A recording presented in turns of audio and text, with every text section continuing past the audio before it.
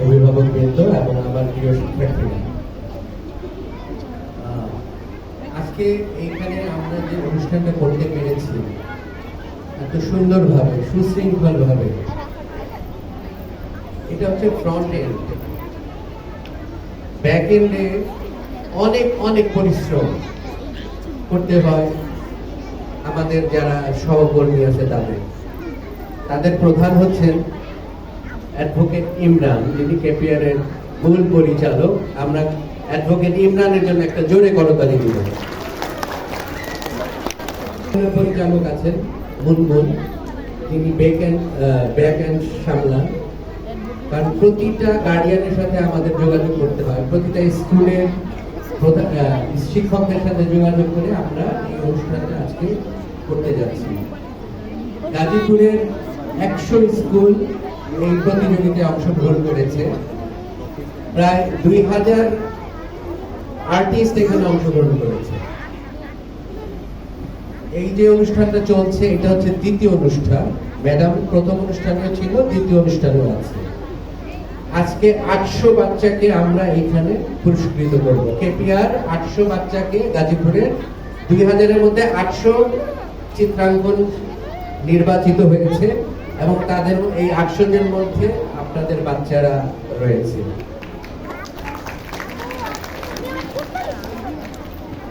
তো আমাকে প্রধান অতিথি বলা হয়েছে। আসলে আমি প্রধান অতিথি না,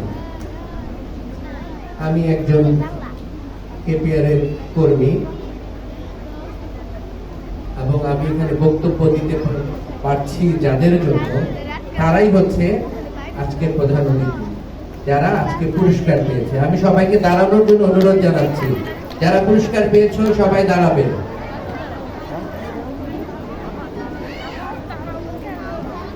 ব্যানারে কি কোনো প্রধান অতিথির নাম আছে? নাই। কারণ তোমাদের সবার নাম কি ব্যানারে লেখা যাবে? এজন্য তোমরাই হচ্ছ আজকের প্রধান অতিথি। জোরে করতালি দিব আমরা প্রধান অতিথিদের জন্য। বসে যাই। আমি সম্মানিত অভিভাবকদের দৃষ্টি আকর্ষণ করছি। আজকে যেই শিশুটি বাবা মাকে সম্মানিত করেছে, তার স্কুলকে সম্মানিত করেছে, তার শিক্ষককে সম্মানিত করেছে, সেই ছেলে বা মেয়ে একদিন এই দেশকেও সম্মানিত করবে ইনশাআল্লাহ। শুধু তাদেরকে সঠিক দিক নির্দেশনা দিতে হবে। আজকে যে ছবিটা সে এঁকেছে, এটা কোনো হেলাফেলার বিষয় নয়।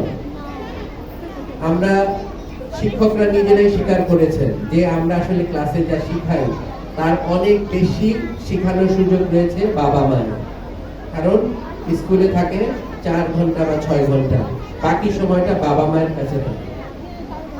তো বাবা মায়েদের কাছে কিন্তু অনেক বেশি দায়িত্ব রয়েছে এবং আমরাও চাচ্ছি বাবা মায়েদের সাথে এবং স্কুলকে মাধ্যম হিসেবে ব্যবহার করে আমাদের এই নতুন প্রজন্মকে আমরা সুন্দরভাবে এগিয়ে নিয়ে যাব। গত মাসের 29 তারিখে আমি মালয়েশিয়াতে ছিলাম এই একই কেপিআর এর পুরস্কার বিতরণী অনুষ্ঠান করার জন্য। তো সেখানে যে বাঙালি কমিউনিটি আছে, আমরা প্রোগ্রাম করেছিলাম বুকিং পিলখানে। ওখানে প্রায় 30 জন বাচ্চার মতো অংশগ্রহণ করেছিল। তো আমরা বাংলাদেশ থেকে গিয়ে সেখানে অনুষ্ঠান করে তাদেরকে যে আমরা পুরস্কৃত করেছি, সেখানকার কমিউনিটি মানে হতবাক হয়ে গেছে যে এটা কিভাবে সম্ভব যে বাংলাদেশ থেকে এসে এখানে প্রোগ্রাম করে এইভাবে আমাদের বাচ্চাদেরকে পুরস্কৃত করেছে। তো আমরা চাই বাংলাদেশের বাচ্চারা সারা পৃথিবীর বড় বড় যত প্ল্যাটফর্মে আছে আমরা তাদেরকে সেইখানে নিয়ে যাব। আমরা যেহেতু মালয়েশিয়াতে প্রোগ্রাম করতে পেরেছি, ইন্ডিয়াতে করতে পেরেছি, পরবর্তীতে আমরা সিঙ্গাপুরে করব এবং সেখানে আমাদের বাচ্চাদের সাথে তাদের বাচ্চাদের কম্পিটিশন করা হবে। তারপরে দেখবো আমাদের দেশের বাচ্চাদের কি পরিমাণ মেধা রয়েছে। তো আমাদের আরো অনেক পরিকল্পনা রয়েছে, এইটা মাত্র শুরু। আমরা অনেক ভয়ে ভয়ে এসেছি গাজীপুরে।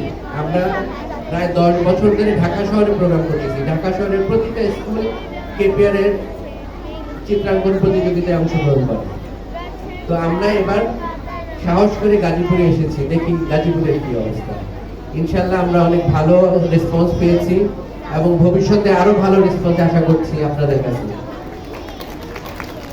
এবং আমরা চিত্রাঙ্কন দিয়ে শুরু করেছি, পরবর্তীতে আপনাদের বাচ্চারাই বিভিন্ন সাহিত্যকর্মে বিভিন্ন ওয়ার্কশপে অংশগ্রহণ করবে।